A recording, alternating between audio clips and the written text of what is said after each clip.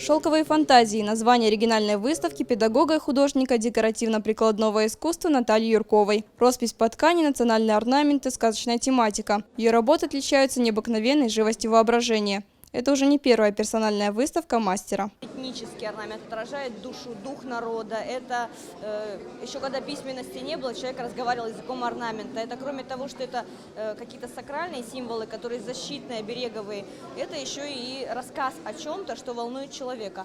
Вот, цветы, потому что они красивые, потому что они быстро вянут, и хочется сохранить их красоту. А сказки? Потому что все люди мечтают о сказке, особенно осенью, особенно зимой, когда холодно, они хотят сидеть в теплом месте под пледом. Представленные в экспозиции работы создавались на протяжении 6 лет. Свою выставку Наталья посвятила 75-летию матери. Поздравить художницу пришли не только любители прикладного искусства, но и ее наставник со студентами художественного училища. Часто бывает какой-нибудь скучный вариант идеи.